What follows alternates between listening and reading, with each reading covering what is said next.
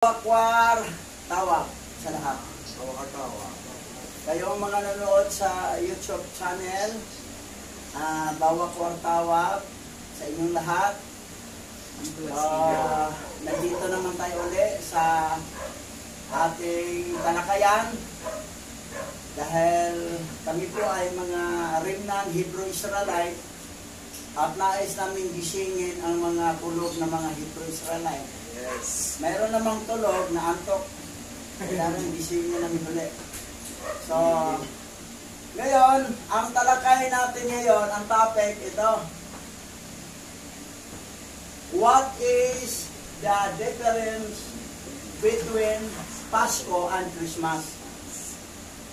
Ano ang pagkakaiba ng Pasko at Christmas? Yan po ang talakay natin. Dahil December ngayon, at maraming talagang mga tao sa buong mundo na talagang abala sa holiday nito. At bago tayo magsimula, tayo ay mag-opening prayer led by Dato Pastor Richard. Yun. Sige tayo po yung lahat ay manalangin, mapagpalang abay ang hawa na sa patuloy na gumagawa at tumikilos para sa aming buhay. At kami po sa hapon ito ay lumutulog sa iyo at humihingi ng iyong patnubay sa lahat ng makakakinig o makapakinig ng aming talakayan. Inyo po silang bigyan ng pangunawa at lubusang makilala kayo ang kanilang tunay na alahayam, ang aming alahayam, Abay Yahawa, at ang aming tagapagligtas Yahawa Shai na itinago ng matagal at pinalitan sa Bibliang ginagamit ngayon. Abay Yahawa, muli po kayo lamang ang aming pinararangalan at pagpalain mo kami lahat sa pamamagitan ni Masaya at Yahawa Shai. Yaman. Yaman.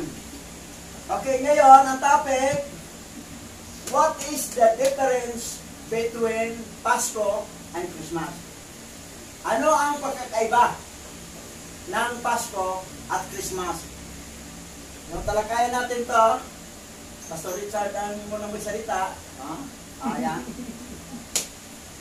Ayan.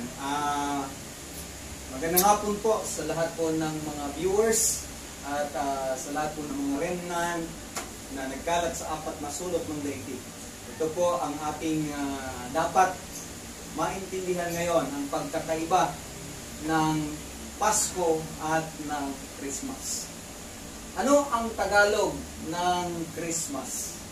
Ang malimit pong sagot ng mga talagang katulad ko dati walang alam ay Pasko. So, kung tinanong ka, ano ang Tagalog ng Christmas? Pasko. Ano ang English ng Pasko? Christmas. Ganun kaagad ang sagutan. Kahit sinong bata ang tanungin po natin, sa labas, ito po ang isasagot. Yan. So, common na po yung mga salita na yan. At sabi dito, the common answer is very big, mali. Yung sinabi ko kanina. Hindi po tama yon, mali. Dahil ang sabi nila, sabi nga doon, ang English ng Christmas ay Pasko at ang Tagalog naman ng Pasko ay Christmas. Hindi po yan talaga tama. Hindi talaga tama yan. Yan. Very big na mali yan. So, yan po ang ginagamit at kasanayan ng buong mundo, ng buong Pilipinas. Yan. So, ano ang kasunod? Yan. Ano po ang nakasulat sa Bible? O, ano ang nakasulat sa Biblia tungkol sa Pasko? Kasi, magkaiba. Asa? Exodus chapter 12, verse 21 to 28. Tinawag nga ni Moises ang mga pinuno ng Israel at sinabi sa kanila, pumili kayo ng isang tupa para sa inyong sari-sariling pamilya at katayin ninyo ito para sa Paskwa. Kumuha kayo ng sanga ng halamang hisopo. Basain ito ng dugo ng tupa at ipahid sa magkabilang poste at itaas ng inyong pintuan. Ang isa man sa inyo ay huwag lalabas ng bahay hanggang kinabukasan. Sa gabing iyon, lilibutin ni Yahweh ang buong Ehipto at papatayin ang mga Ehipsyo. Lahat ng bahay na makita niyang may pahid na dugo sa magkabilang poste at itaas ng pintuan ay hindi niya hahayaang pasukin ng anghel ng kamatayan. Sundin ninyo ang mga tuntuning ito at palagi ang ganapin, pati ng inyong mga anak. Patuloy ninyong ganapin ito, maging sa lupaing ipinangako sa inyo ni Yahweh. Kapag itinanong ng inyong mga anak kung bakit ninyo ginagawa ito, sabihin ninyong ito'y pag-alaala sa Pasko ni Yahweh. Nang lampasan niya ang bahay ng mga Israelita at patayin niya ang mga Ehipsyo. Nang masabi ito ni Moises, yumuko ang buong bayan at sumamba sa alahayam. Pagkatapos, umuwi na sila at isinagawa ang iniutos ni Yahweh sa pamamagitan ni na Moises at Aaron. So dito, ang Tagalog, Paskwa. Iba ang Pasko, iba ang Paskwa. Ganito, Paskwa. Ngayon ang tanong, ano bang English? Baka Christmas. Tingnan natin kasunod. Talata. Basahin ng English. Deuteronomy chapter 16, verse 1 to 2. Observe the month of Abib, and keep the Passover unto the Yahweh thy Alhayam. For in the month of Abib, the Yahweh thy Alhayam brought thee forth out of Egypt by night. Thou shalt therefore sacrifice the Passover unto the Yahweh thy Alhayam of the flock and the herd, in the place which the Yahweh shall choose to place His name there. Tagalog. Ipagdiwang ninyo ang unang buwan at ganapin ang Paskwa para kay Yahweh na inyong alahayam. Sapagkat unang buwan nang ilabas niya kayo sa Ehipto, mag-aalay kayo ng tupa o baka bilang handog na pampaskwa sa lugar na pipiliin niya. So, ang English ng Paskwa ay Passover. Hindi Christmas. Hindi Christmas, hindi Passover ang English, Deuteronomy chapter 16, verse 1 and 2.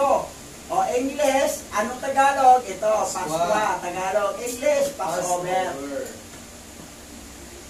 Ano ang Passover? Paskwa. Ano natin? Laliman natin? Overpass. Passover, overpass. Paglampas. Kapag ikaw tumawid sa karsada na matraffic, katulad ng ITSA, dito sa Maynila, hindi ka makatawid sa daming sasakyan na parang mga langgam. Kailangan gagamit ka ng overpass. Kailangan ang gobyerno magpatayo ng mga overpass o passover para hindi ka masagasaan. So, ang purpose ng passover para maligtas ang mga Hebrew-Israelita panganay doon sa Egypt. Dahil papatayin ang mga, yung anghel na kamatayan, si Mastima po nakalagay doon sa original. Si Mastima. Papatayin ang mga panganay kapag makita nilang walang dugo ang pintuan ng bahay, yung mga poste sa pintuan walang dugo.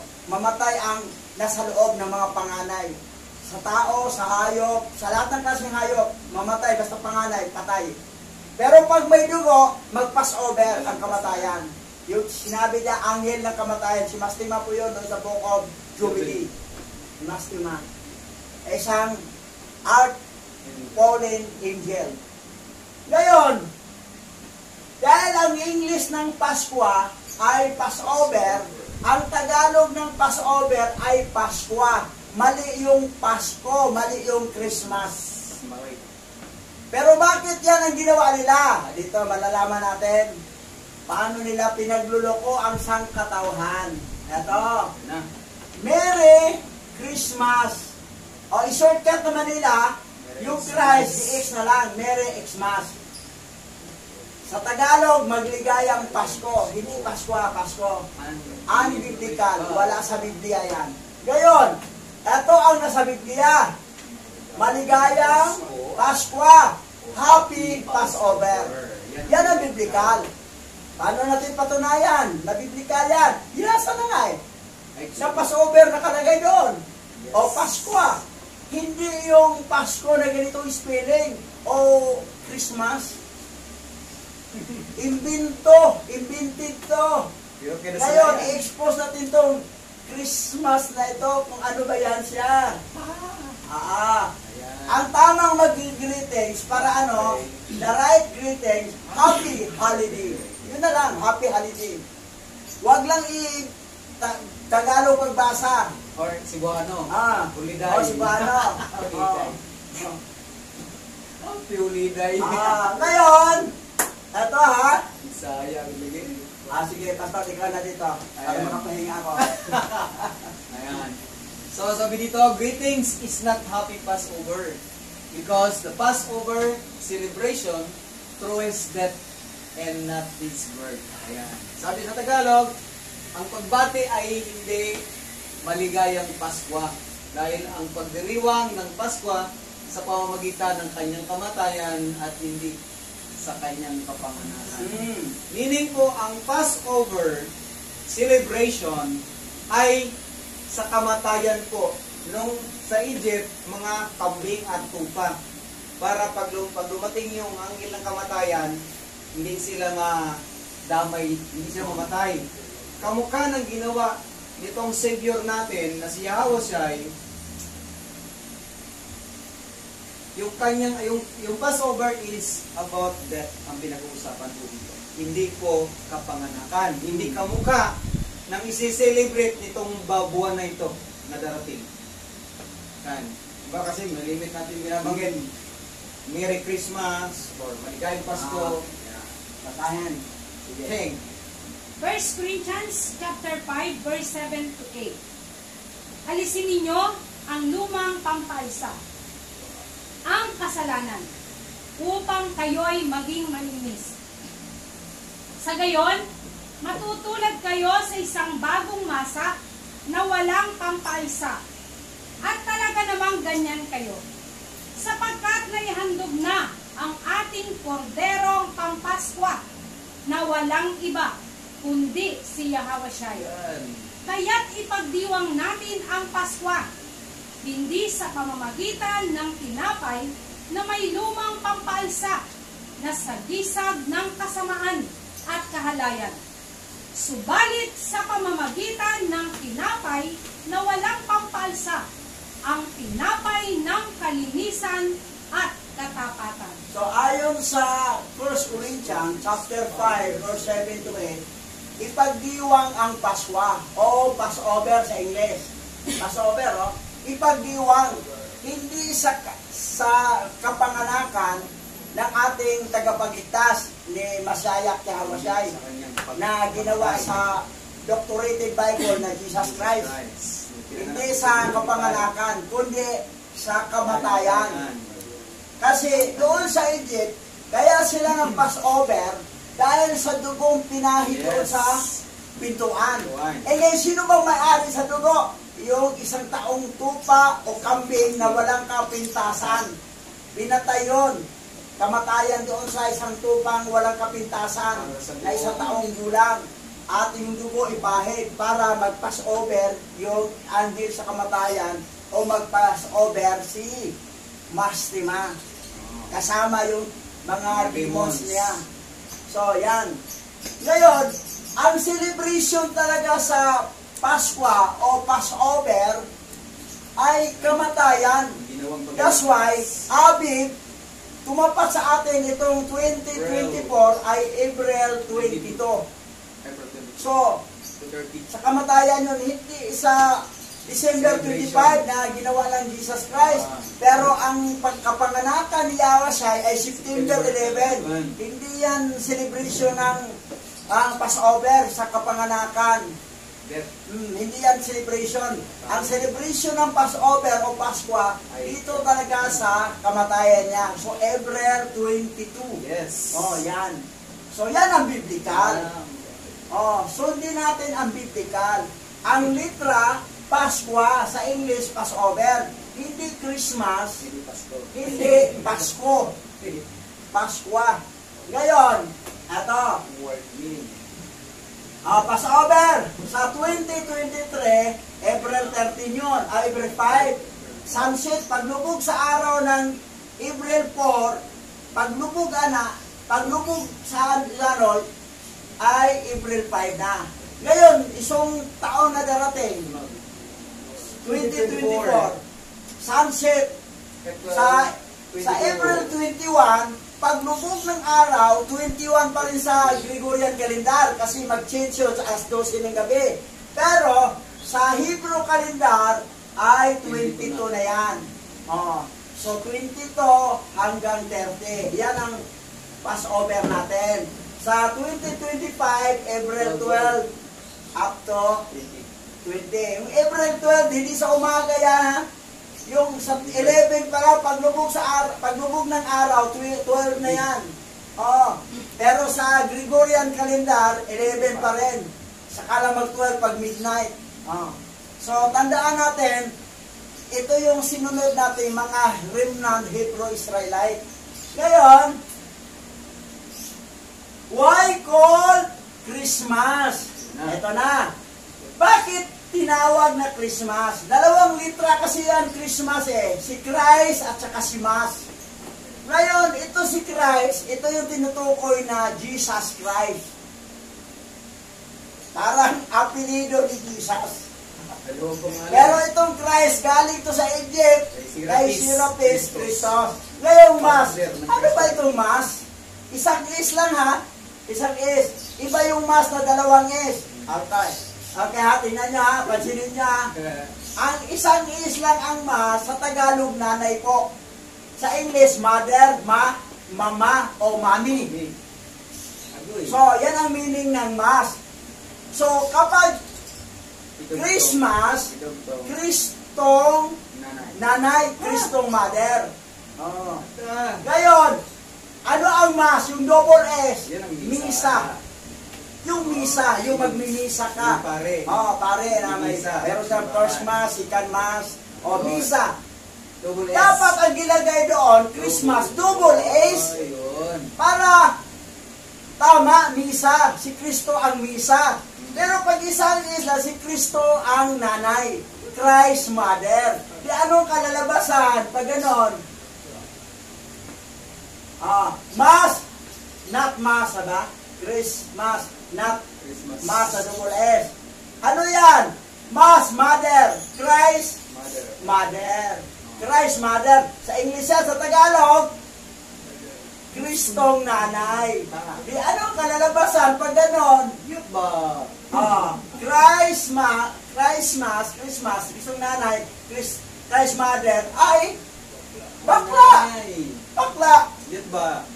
So, ang celebration ninyo ay celebration ng mga bayot, mga bading. Hindi yan paninira. Reality yan ha. Ito pa ha. Santa Claus. Ang Santa, referring sa babae ito. Pero, eto, lalaki, male to siya, hindi siya female. Bakit ginawang Santa? Dapat Santo Claus. Yan ang tama dapat. Bakit ginawa nilang Santa? Kasi, bakla to si Santa. Bading, bayot. So, ang celebration sa December 25 ay celebration sa kanilang dating bayot. Sino ba to si Santa? Kasi pag Santo kasi, hindi na siya malalaman kung sino siya. Itong Santa, yung N. Ilipat dito. Si Satan, ang N na ilipat dito. O, si Satan yun ha, ilipat niya dito, siya si Santa. Ibig sabihin, si Santa pala, si Satanas pala yan. O, Santa or Satan is giving gift because it is his birthday. Namimigay ng regalo si Santa o si Satanas dahil kaarawan niya. Ang every December 25. Ngayon, mag-celebrate kayo ng December 25, i-celebrate ninyo si Satanas, si Santa. Karawan niya yun. Oh, Santa. Nag-disguise ang Santa, pero si Sita yun, yung inha, ilipat dito. Oh, ano nang pagbasa? Ang Sita, ilipat dito. Santa. Kaya lang, ginawa lang Santa, hindi ginawa lang Santo. Kasi hindi ma-identify na si Satanas pala yan. Wala namang Saton. Oh, ngayon, ato pa. Nako. Yan. Yan si Santa, si Satan. Santa Claus is Satan. In disguise. Nagkunwari lang Santa ito, pero si Satanas pala yan, kasi yung Santa, yung N dito ilipat sa dulo, malalaman ang tunay ng pagkatao. Siya pala si Satanas. Yan ang pangalan ng Satanas nito. Dito. Basa. Santa, Satan. Revelation chapter 12 verse 3. And there appeared another wonder in heaven. And behold, a great red dragon. Chapter 12 verse 9. And the great dragon was cast out, that old serpent, called the devil and Satan, which deceiveth the whole world. Nalingla ang bumundo. Sino to si Santa? Ang suot niya, red dragon. Sino yung dragon? Serpent, Satan. Na matandang ahas o serpent. Ang nakalagay dito, si devil o Satan. Pero pupuntahan natin ang original Bible. Na kung saan sinisingil na ako sa Google. Bayad. Kasi nagamit ako ng kanilang kagamitan. May bayad. Basahin natin. Ito yung sa doctorated ha. Hindi pa to original. Basa. Tagalog na. Revelation chapter 12 verse 9. At inihagis ang malaking dragon, ang matandang ahas, ang tinatawag na Diablo at Satanas, ang dumadaya sa buong sanglibutan. Siya'y inihagis sa lupa, at ang kaniyang mga anghel ay inihagis na kasama niya. Ito yung Bible na doctorated. King James Bible to. Ngayon, ang nakalagay dito, Satan lang. Diablo. Nandaya sa buong mundo. Nadaya ang buong mundo ha. Ang nakalagay sa English dito ay deceive the whole world. Buong mundo nadaya niya. Hindi lang ilan-ilan. Sino yung nadaya niya? Buong mundo pa. O kayo nanonood, baka kasama kayo nadaya.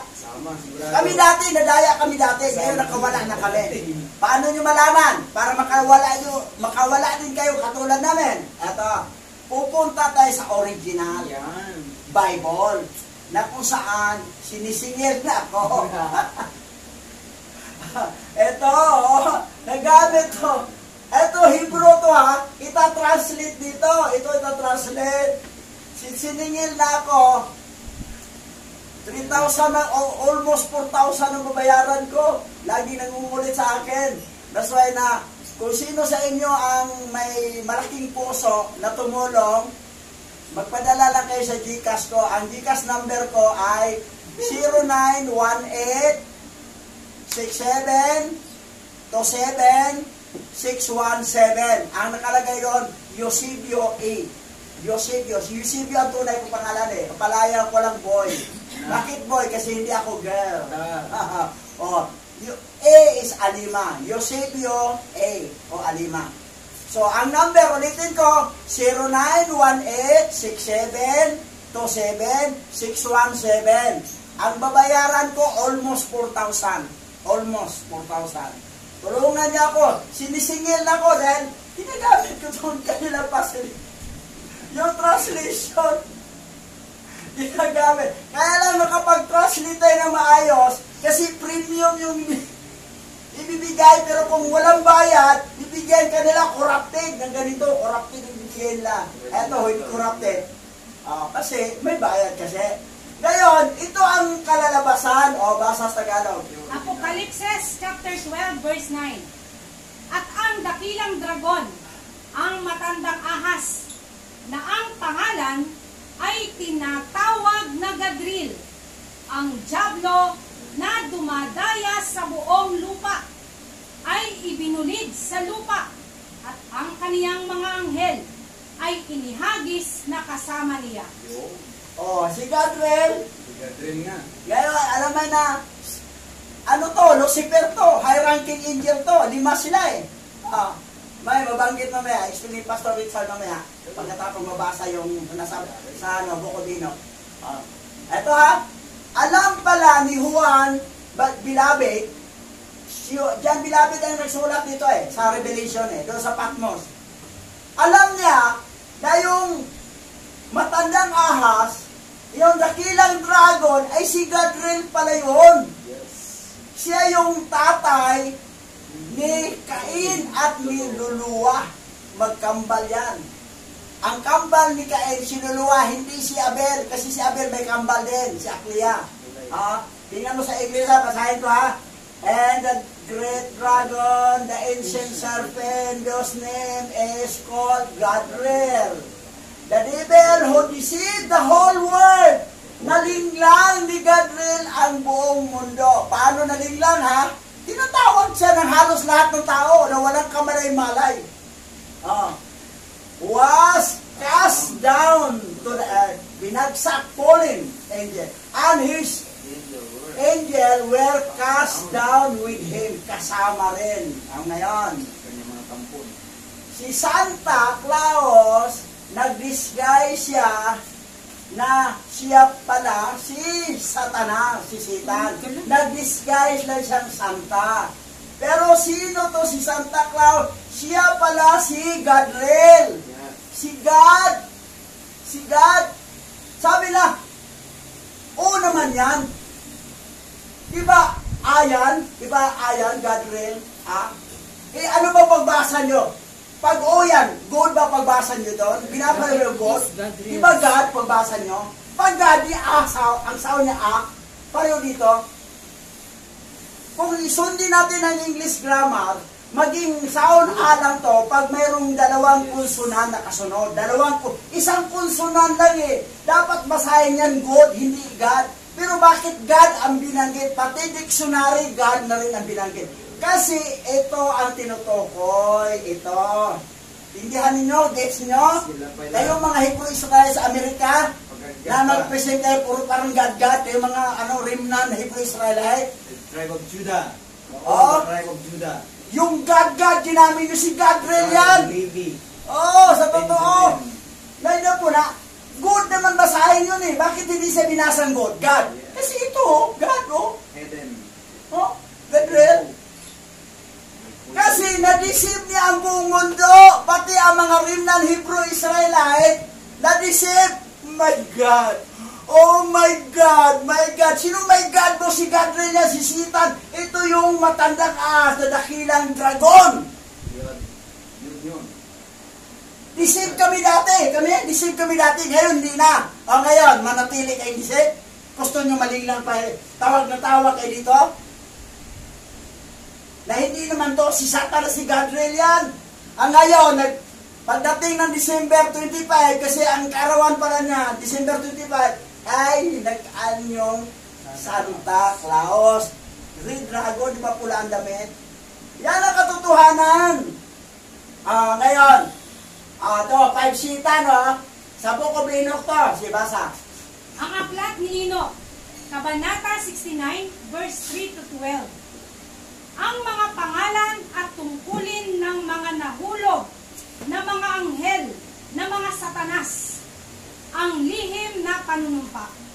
At ito ang mga pinuno ng kanilang mga anghel, at ang kanilang mga pangalan at ang kanilang mga pinuno sa daan-daan at higit sa 50 at higit sa 10. Ang pangalan ng una ay si Jekon. Sa makatuwid bagay, ang nagligaw sa lahat ng mga anak ni Alahayam at ibinaba sila sa lupa at iniligaw sila sa pamamagitan ng mga anak na babae ng mga tao. At ang pangalawa ay pinangalanang Asbel. Siya'y nagbigay ng masamang payo sa mga banal na anak ni Alahayam at iniligaw sila sa anupat kanilang dinumhan ang kanilang mga katawan ng mga anak na babae ng mga tao. At ang pangatlo ay pinangalanang Gadril. Siya ang nagpakita sa mga anak ng tao ng lahat ng hampas ng kamatayan at nilinlang niya si Eva at ipinakita ang mga sandata ng kamatayan sa mga anak ng tao, ng kalasag at ng damit ng baluti at ang taba para sa pakikipagdigma at lahat ng sandata ng kamatayan sa mga anak ng tao. At mula sa kaniyang kamay ay lumaban sila sa mga nananahan sa lupa mula sa araw na yaon at magpakailanman. At ang ikaapat ay pinangalanang Pinimwe. Tinuruan niya ang mga anak ng tao ng mapait at matamis at itinuro niya sa kanila ang lahat ng mga lihim ng kanilang karunungan. At tinuruan niya ang sangkatauhan sa pagsulat gamit ang tenta at papel. At sa gayon ay marami ang nagkasala mula sa kawalang hanggan hanggang sa kawalang hanggan at hanggang sa araw na ito. Sapagkat ang mga tao ay hindi nilikha para sa gayong layunin, upang magbigay ng kumpirmasyon sa kanilang mabuting pananampalataya sa pamamagitan ng panulat at tinta. Sapagkat ang mga tao ay nilikhang eksakto tulad ng mga anghel, sa layunin na sila ay magpatuloy na dalisay at matuwid, at ang kamatayan na sumisira sa lahat ay hindi maaaring humawak sa kanila. Ngunit sa pamamagitan nito, ang kanilang kaalaman, sila ay namamatay, at sa pamamagitan ng kapangyarihang ito, inuubos nila ito. At ang ikalima ay pinangalanang Kasadya. Ito ang nagpakita sa mga anak ng tao ng lahat ng masasamang pananakit ng mga espiritu at mga demonyo, at ang mga pananakit ng embryo sa sinapupunan upang ito ay mawala, at ang mga pananakit sa kaluluwa ay mga kagat ng ahas, at ang mga pananakit na dumarating sa tanghalilinit, ang anak ng ahas na nagngangalang Taait. Taait. So nabasa na po natin kung ano po yung mga nilalaman ng aklat ni Enoch tungkol sa pagpapahayag kung ilan po talaga ang Satan. So alam po natin sa langit, yung Lucifer at Satan ay yun na siya sa langit. At ang ibang mga angeles, yun na yung naglilingkod kay Abba Yahweh. Pero sa aklat po ni Enoch, sa chapter 69, so makikita natin kung sino-sino sila. Jekon, Asbel, Gadril, Pinimwe, Kasadya. Alam niyo po, ang nakilala sa buong mundo ay ang nag-deceive kay Eva, yung pangatlo. So, sabi nga ni Bishop lagi, yan yung pinakamataas. Yan yung sutil. Yan nagtanim ng binhi kay Eva kung paanong itong dalawang lalaki, tao na nauna ay wala pang kaalam-alam about sexualidad. So, mahabang talakayan, sunod na. Pero yun po ang alam namin ngayon, na maipahayag po namin talaga na ang una talagang nag-disobey kay Abba Yahweh na mga Lucifers o high-ranking angels 5. 5 Satans po sila. At kami po ipinapakilala na itong God drill na ito ang kilalang kilala sa buong mundo na tinatawag po natin God. So kami din, God din kami dati, pero nung nahayag iyan sa amin, hindi na po kami nagtatawag ng God. Kasi ang God po, di ba, sa 66 books is equivalent creator. Ang tunay na creator in the Hebrew Bible, the 777 books, is Yahweh Alahayam. Yan po ang tunay na creator. Yan po ang pangalan ng tunay na creator. Is not God. Hindi siya ang God na sinasabi natin sa 66 books. Dahil ang God na yan ay si Gadrin, na siyang dumaya sa buong sanglibutan. At every time na magtatapos ang year, pagdating ng 25, yan po ang sinicelebrate natin as sabi natin is dahilan kung bakit may Pasko. Yan. So, sinabi na natin kanina na ang Passover ay hindi celebration para sa pagkapanganak, kundi ito ay kamatayan po ng Creator o ng Savior, na sinabi sa pamamagitan ng kanyang kamatayan, ang lahat ay lalampasan kamatayan. So, ito na po yung sinasabi namin, Bishop, na si Gadriel po ang nagmamay-ari ng kaarawan ng December 25. Pansinin ito ha. Ito ha. Itong pangatlo. Pansinin mo ha. Ito ha.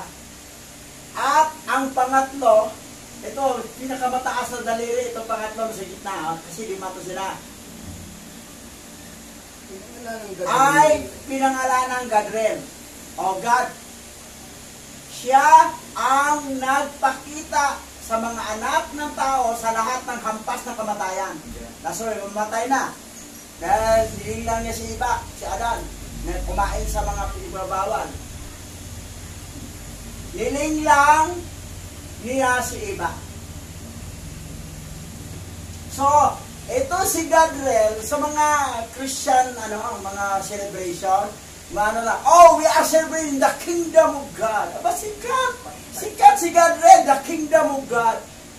Oh. Kaharian ni Gadriel, kaharian ni Satanas, ang tinaas nyo. Kami mga kingdomer, the kingdom of God. Aba, si Satanas ang tinaas nyo. Si Gadriel, ang naglinglang kay iba. Kami ay mga anak ng Diyos. Ano nangyari?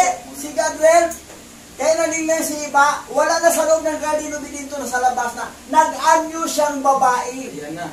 Naturuan si Adan si iba paano mag-sex. Dahil sabi ni Adan, how to do it? Ignorante. Ngayon, mga bata ngayon, hindi na ignorante. Dahil alam na paano mag-sex. Pero si Adan, ignorante, how to do it. Tinuruan, ito ha, mas bigay ko ng illustration, tinuruan ni Gadriel na anyong babae. Ayan. Naglagay siya ng binhi sa sinapunan ni Eva at yung anak, si Cain at saka si Loloa. Wala sa Genesis yan. Hindi na pinasok ang the first book of Adam and Eve kasi mabibisto sila. At hindi rin pinasok ang book of Enoch kasi mabibisto sila. Hindi rin pinasok ang book of Jubilee kasi mabibisto sila. Okay. Yan ang dahilan. Ngayon, ito si Gadriel, ano ang anyo niya ngayon dito? Si Santa Claus. Bading. Bayot, kasi bayot naman. Santa eh. Yung nilikha ni Abba Yahweh, si Adan, lalaki lang babae. Sino kasama ni Adan naglikha? Si Lilith, na galing sa alabok. Si Lilith, di magpasakop ka Adan, nagkahiwalay sila. Di kumuha na lang si Abba Yahweh ng tadyang sa kaliwa ni Adan at nilikha si Iba. Galing si Iba sa tadyang ni Adan, pero ang nilikha talagang galing sa alabok si Lilith at saka si Adan. Yan ang nilikha. Ngayon, ito Ito si Gadriel,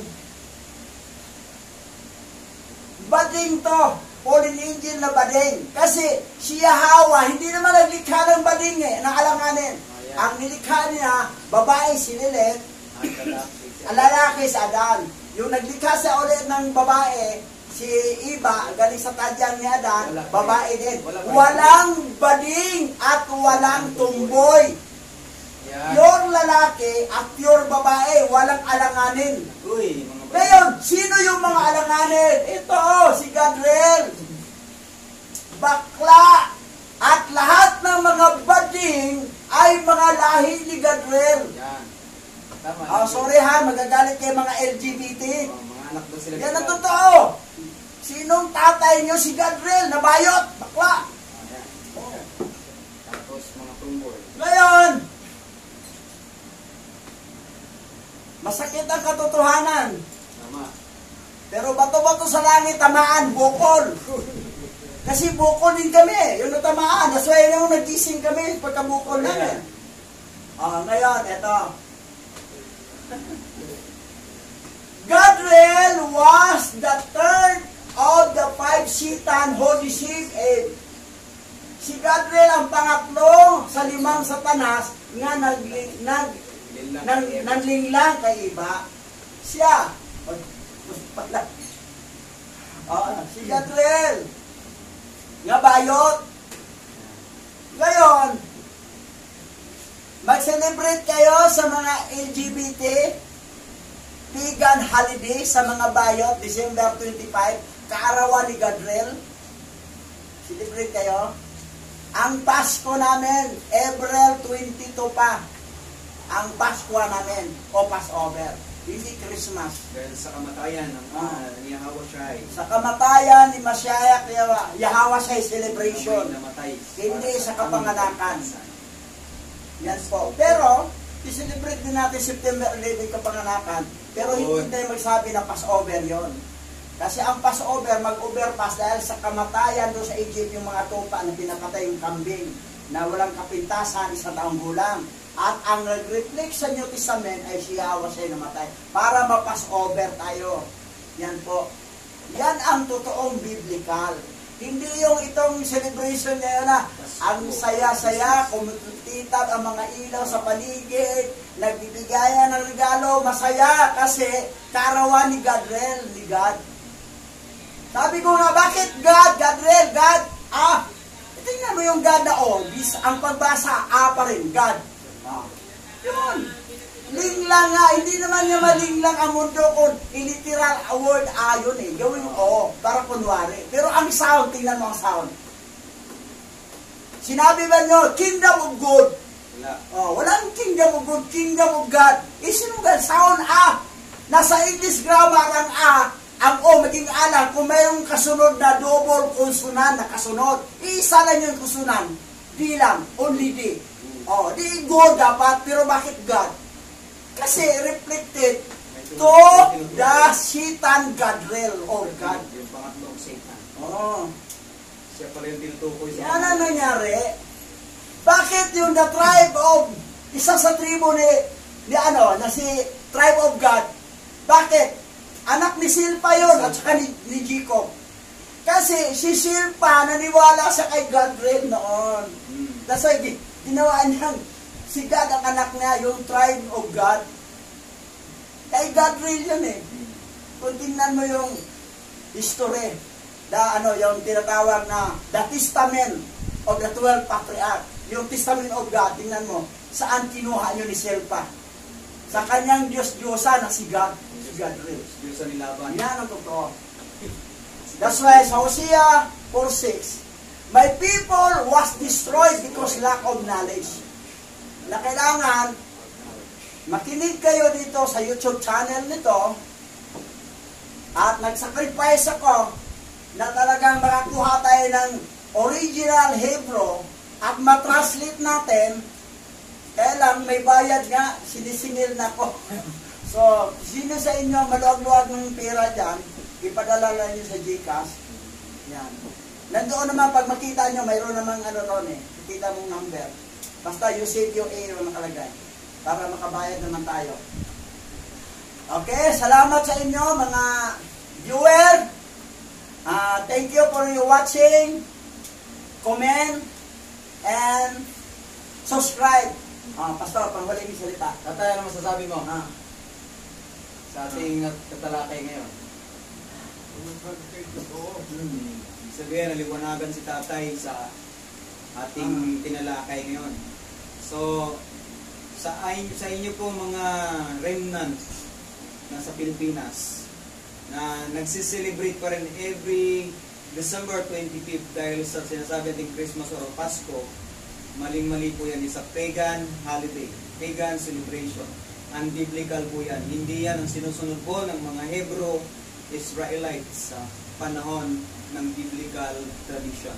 So, katulad po namin, ni Bishop, lahi ng Manasseh tribe and Zebulon, ang aking may bahay is tribe of Manasseh din siya. Yan. So, isa sila ng tribo. Kami din ni tatay, isa din kami ng tribo. Dahil kami po ay mga Cebuano. Yan. Cebu is Zebulon. At Siba na rin doon sa kapatid ni Joktan. So kami po nagpapasalamat dahil kung hindi dahil po sa layunin ng ating Abayahawa na maipakilala ang kanyang banal na pangalan at maibulgar sa huling mga oras. So si Bishop po laging nagpapaalala sa atin na huling mga oras na po ito, hindi po ito huling araw.